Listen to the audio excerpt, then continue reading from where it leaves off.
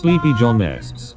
Estes was born in Ripley, Tennessee, either in 1899, the date on his gravestone, or 1900, the date on his World War I draft card. In 1915, his father, a sharecropper, moved the family to Brownsville, Tennessee.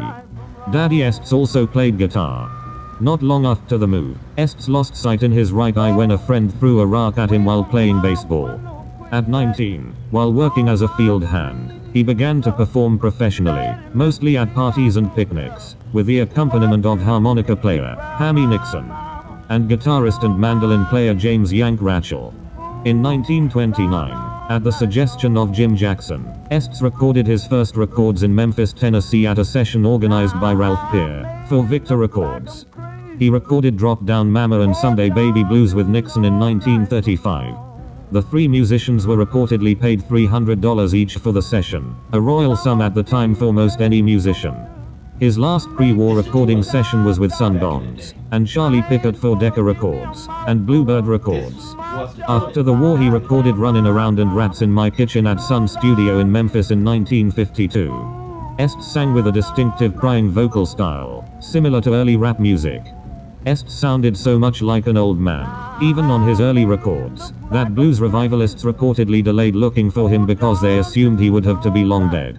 Also, musician Big Bill Broonzy had reported that Estes was dead. In 1962, he was tracked down by the blues historians Bob Coaster and Samuel Charters. Estes was completely blind and living in poverty. Pulled out of retirement, he resumed touring with Nixon and recording for Delmark Records. Estes, Nixon, and Ratchell appeared at the Newport Folk Festival in 1964. Then on to tour Europe twice in 1964 and 1968 with the American Folk Blues Festival. He was a special guest artist at the Ann Arbor Blues Festival in 1969. In November 1974, he became the first country bluesman to perform in Japan. Style. Many of Estes' original songs were based on events in his life or people he knew in his hometown. His lyrics combined keen observation with an ability to turn an effective phrase into a hook. Some accounts attribute the nickname Sleepy to a blood pressure disorder or narcolepsy. Others stated his poor eyesight gave him the appearance that led his friends to nickname him Sleepy.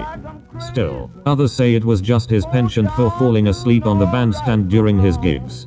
Bob Coaster, the founder of Delmark Records, said that Estes simply had a tendency to withdraw from his surroundings into drowsiness whenever life was too cruel or too boring to warrant full attention. Estes himself explained that the nickname was born of his exhausting life as both musician and farmer. Every night I was going somewhere. I'd work all day, play all night and get back home about sunrise. I'd get the mule and get right on going. I went to sleep once in the shed. I used to go to sleep so much when we were playing, they called me Sleepy. But I never missed a note. On occasions, he went up to Chicago to play and claimed to have played for gangster Al Capone, who Estes said was crazy about the blues.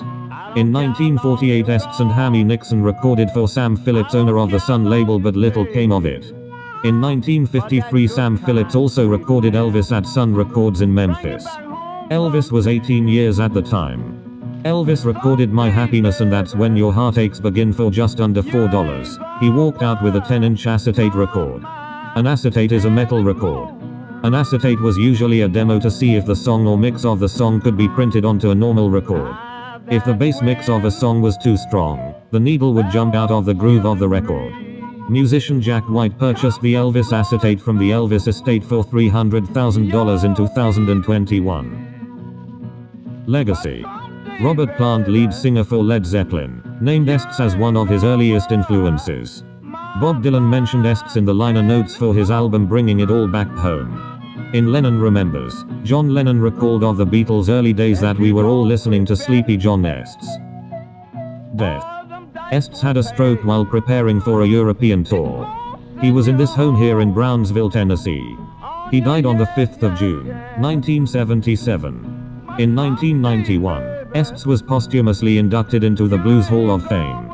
You're looking at, and I am in Estes' former 2-room home here in Brownsville. If you like this video, consider subscribing. If you've been here, let me know in the comment section below. I also recorded Tina Turner's childhood Flag Grove School and Museum. If you want to see that video, let me know below.